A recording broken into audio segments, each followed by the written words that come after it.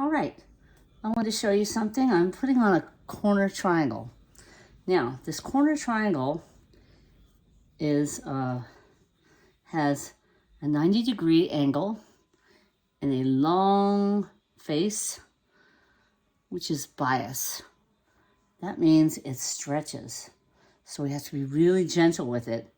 So what I want to do is I want to pin this long face, because this 90-degree angle is going to be the corner, right? So this is right sides together, and I'm gently pinning it. So this is the center. I found the center of both places, so I want to gently pin it. Okay, there, that's the center.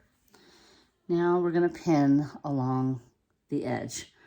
There is a new tape. There is a tape called magic tape that I've heard about that I don't have. I did order it, and I'm going to try it. And I'm going to do some more. This particular quilt started out humongous. I was using 20-inch blocks. I do not recommend cutting 20-inch blocks. I think the largest block that should be used for an on-point quilt is maybe let's see, 12-inch blocks. I think 20-inch is ludicrous because you have to go by the diagonal measurement. So I made that mistake and I had to trim it. So now I got it down to a king size. I won't tell you how big it was, but it was obnoxious. It was absolutely ludicrous. So that is a learning process for me. If anybody's wondering what I've learned today, a lot. So what I'm doing right now is I'm pinning along the edge that I'm going to be stitching 1/4 inch. I'm pinning along the long edge the seam that I'm going to be using. This is bias, so I have to be very careful. No pulling, stretching of any kind is going on here. I'm just very gently placing it on the edge and then pinning it right there as I go. Okay, and maybe here at the goes all the way. I'll see when I get there. There's a certain amount of trepidation for me. I don't like dealing with pins, but I have no choice. When you're dealing with a bias edge, it's really touchy. You can really distort if you... I starched this fabric a lot, and I pressed it till it was stiff, very, very stiff. So it's doing pretty good. As you say, it's not fraying too badly. It's because I starched the heck out of this. And that's the way it is, you know. You just have to do what you gotta do sometimes when you're working with bias. Okay. Now, I ran out of pins. Okay, I've got some more pins in here. Yeah. I've got more pins, yay. Okay. Let's get those pins into the pin cushion so we're all safe, because I don't have any shoes on. That's my biggest fear, is getting stuck with a pin or a needle. Don't like needles, don't like pins. Okay, I'm a retired phlebotomist, so there's a good reason why I have a healthy respect for pins and needles. Never got stuck in 20 years of being a phlebotomist. Never once got stuck. And don't plan on getting stuck now. Okay. Here we go. We're pinned. Now I'm gonna stitch this. Let me get this right up against the edge here on the corner.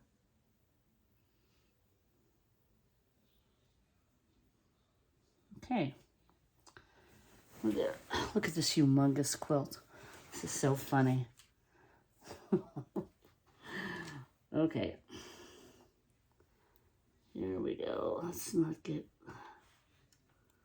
crazy here. Okay. All right, let's bring you in here. Here we go. All right, so my foot's here. Let's back it up a little. Okay, let's bring the needle down. Here we go, reverse. Take a couple back stitches. All right, now hold it right here. Go right up to the pin. And we take it out. That's what I like about these balls on the end of these pins. It makes it a lot easier to get it out.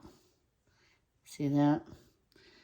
It just makes it a lot easier. I've used the flat pins before, and very hard to get those out.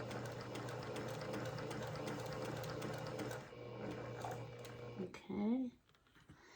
And this is right on top of there. So it's not moving, you know. That's the beauty part about this. Is it is just not moving. Because it is holding it. The foot is holding it. The pin is holding it. And I am right there. Okay. So, see how perfect that is. I'm going very slow because I do not want to pull this bias. Okay, I don't want to stretch it. I'm just gently making sure it's in line. See, the foot is right up against the edge. So it's a 1/4 inch.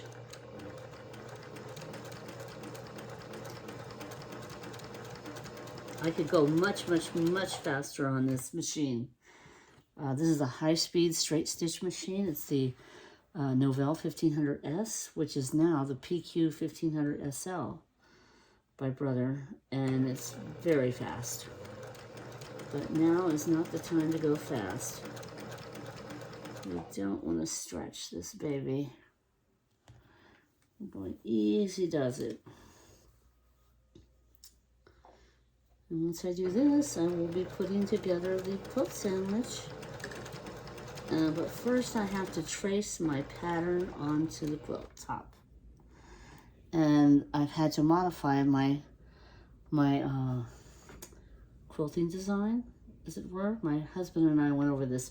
My husband's basically the designer supervisor.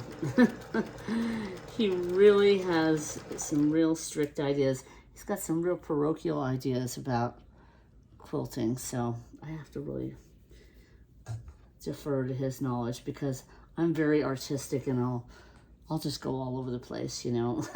Just whatever. And that's not always the best idea. Sometimes you have to really know your pattern and so I think he has some really good ideas, and I'm going to follow his direction. And that's what I'm going to do. I'm going to trace it with a water-soluble pen or with chalk. I can't decide exactly how I'm going to do it yet. I believe I'm going to do it with water-soluble pen. Let's see. We're still on the edge. Okay, good. Good. Getting very close to that pin. I don't want to hit the pin so I can screw up the needle housing. I'm going pretty slow though.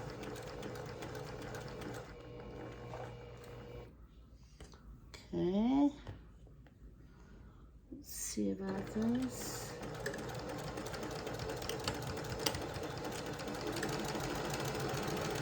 That's it. That is it. All right. Voila, we're done. That's how I did it. Pinning the bias edge. I hope this helps you, and I hope you have a great quilting evening or day. And thanks for watching The Closet Quilter.